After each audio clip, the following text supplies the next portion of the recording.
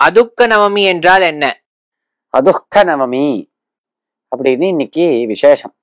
துக்கம் அப்படின்னா நம்ம எல்லாருக்கும் தெரியும், கஷ்டம் இல்லையா? நான் ரொம்ப கஷ்டப்படுறேன் சார், ரொம்ப துக்கமா இருக்கு, கவலை அப்படின்னு சொல்றோம் இல்லையா? அதுக்கம் அப்படின்னா அதுக்கு ஆப்போசிட், துக்கமே இல்லாதது. இன்றைய தினத்துக்கு அதுக்க நவமின்னு பேரு. என்னது அப்படின்னா, நமது வாழ்க்கையில நாம் துக்கமே இல்லாம இருக்க முடியுமா அப்படின்னா அது முடியாது. நிச்சயமா இயலாத காரியம். சம்சாரத்துல இருக்கிற வரைக்கும் முடியாது. ஞானியா ஆயிட்டா முடியும். ஆனா அதை குறைச்சிக்க முடியும், துக்கத்தை நம்மளால குறைச்சிக்க முடியும்.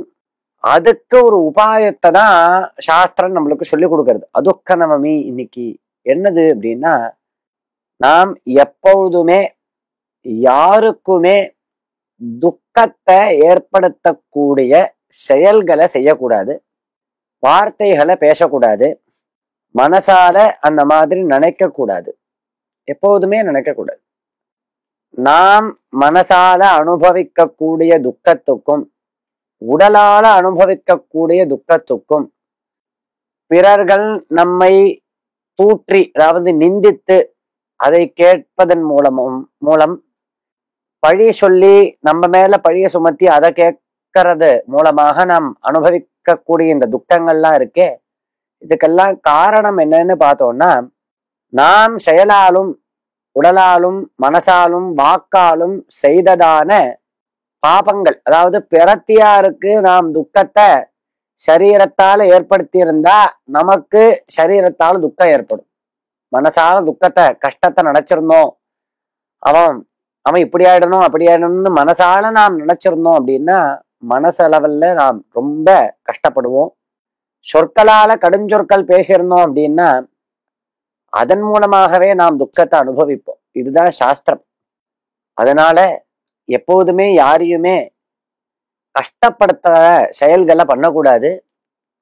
விசேஷமாக இன்றைய ஒரு நாளாவது, வருஷத்துல இன்றைய ஒரு நாளாவது அதுக்க நவமின்னு சொல்லக்கூடிய இன்றைய தினமாவது காலை சூரிய உதயத்திலிருந்து ஆரம்பிச்சு எழுந்ததிலிருந்து ஆரம்பிச்சு இரவு படுக்கும் வரை யாரையும் துக்கப்படுத்தாம வாழறதுக்கு முயற்சிக்கணும்.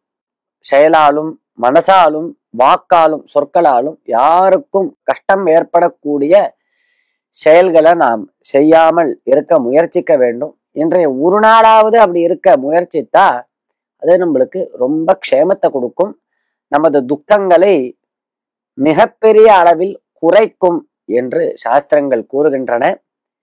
இந்த ஒரு நாள் நாம் அப்படி இருக்க முயற்சி பண்ண ஆரம்பிச்சுட்டோம் அப்படின்னா அது நம்மளுக்கு ஒரு ஹேபிட்டாக, பழக்கமாக, நல்ல குணம், ஆத்ம குணம் ஏற்படுறதுக்கு அது ஒரு பெரிய வாய்ப்பாகவும் இருக்கும். ராமராம்.